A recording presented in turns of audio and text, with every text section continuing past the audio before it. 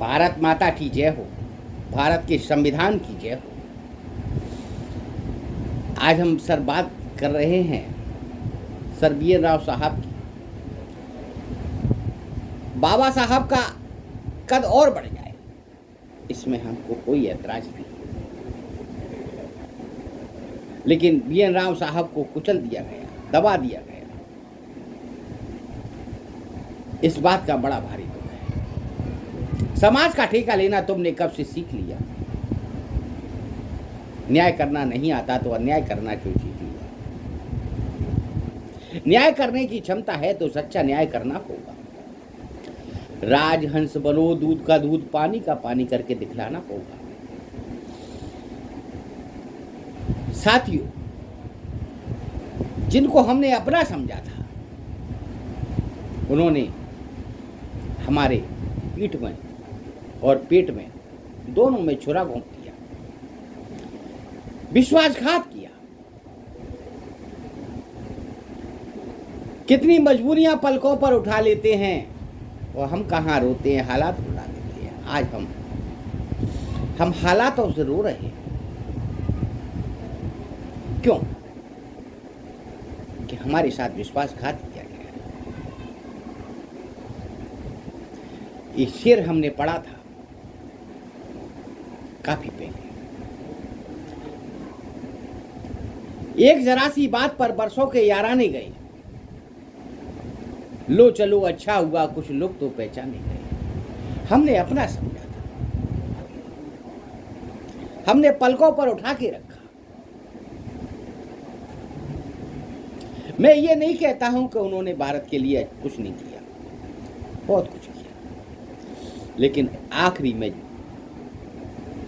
उन्होंने जो हमारे साथ किया है वो भूला जाएगा।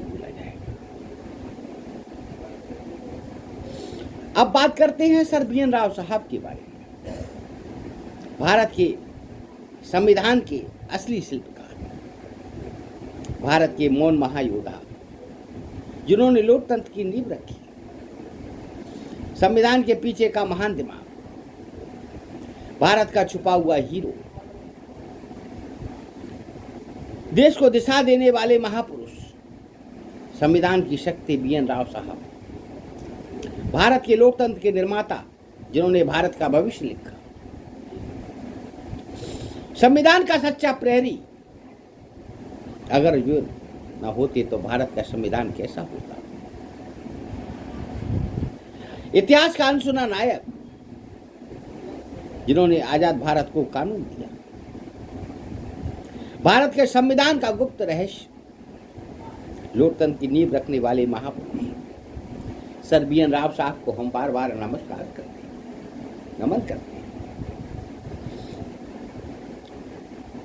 मेरे साथियों, आज बड़ा दुख का विषय है कि हम सर बी.एन. राव साहब को भूल गए हैं। आज हम उन महान विभूति को याद करने के लिए एकत्र हुए हैं, जिनका नाम इतिहास में उतना नहीं गूंजता जितना गूंजना चाहिए, लेकिन जिनका योगदान भारत के भविष्य की नींव में पत्थर की तरह मजबूती से जुड़ा है, वो है सर बी.एन. राव साहब। मैं बात कर रहा हूं भारत के शिल्पकार, भारत के न्यायप्रिय, दूरदर्शी सर बी.एन. राव साहब के। भाइयों और बहनों, आज भारत स्वतंत्र हुआ तब देश के सामने सबसे बड़ा प्रश्न था, हम अपने राष्ट्र को किस नियम से चलाएंगे और कैसा होगा हमारे भारत का संविधान। पर समय केवल आजादी का उत्सव नहीं था, बल्कि जिम्मेदारी का महासागर भी था। ऐसे समय में सर बी.एन. राव साहब को संबोधित सलाहकार नियुक्त किया। वह केवल एक पद नहीं था, वे भारत की आत्मा को शब्दों में ढालने का दायित्व था। उनका महान कार्य, उन्होंने विश्व के प्रमुख देशों के संविधानों का गहन अध्ययन किया।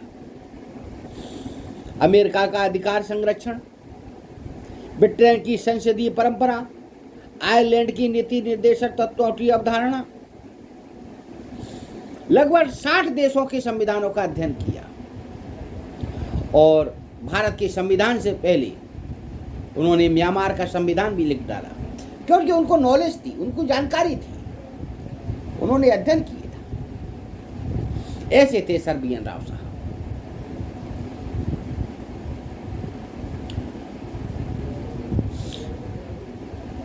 जिन्होंने 60 देशों का अध्ययन किया संविधानों का, उसमें से 10 संविधानों को उन्होंने छांटा, उनके उपयुक्त थे। वो संविधान जो 10 थे वो महान थे। वो संविधान कैसे बनाए गए? वो संविधान भारत की मनुस्मृति को देख करके बनाए गए। आज भी मनुस्मृति की वहां पर पूजा होती है विदेशों में, और हम मनुस्मृति को क्या कर रहे हैं?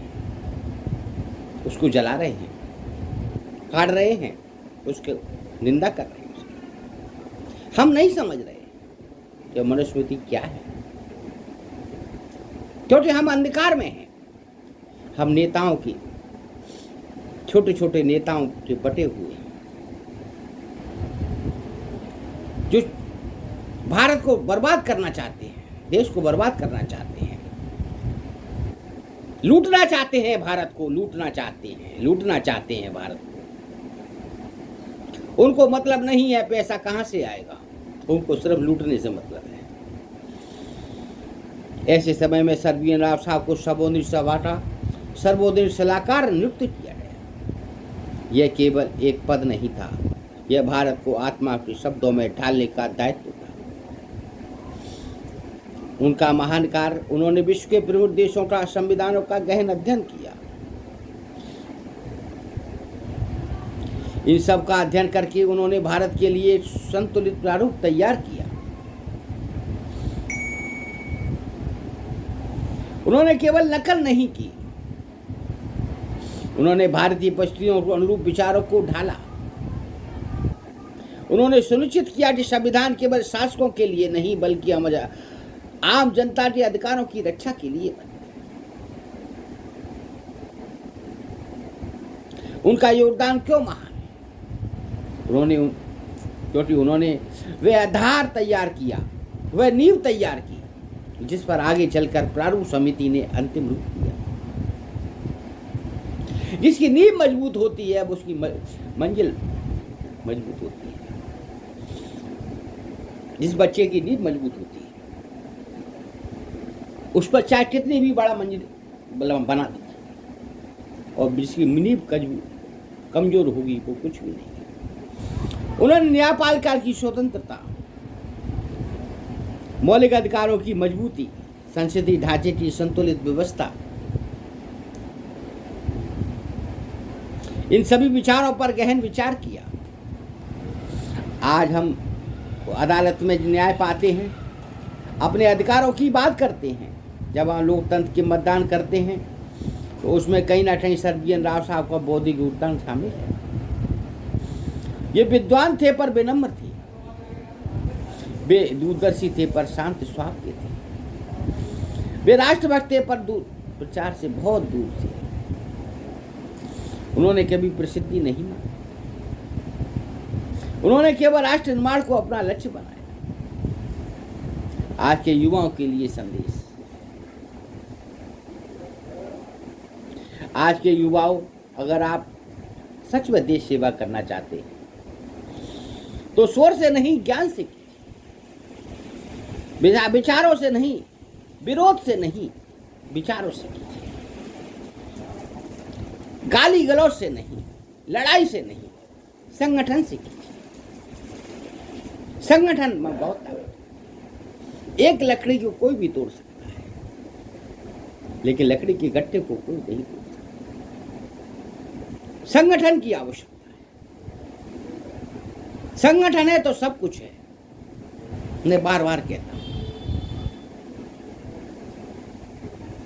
बड़े से बड़े काम आसान हो जाते हैं। सर्बियन राव साहब हमें सिखाते हैं कि किताबों से निकला ज्ञान भी राष्ट्र को दिशा दे सकता है। हम संविधान का सम्मान करेंगे, हम कानून का पालन करेंगे, हम समानता और न्याय के मूल्यों को अपनाएंगे, क्योंकि उस महान पुरुष के प्रति सच्ची श्रद्धांजलि है।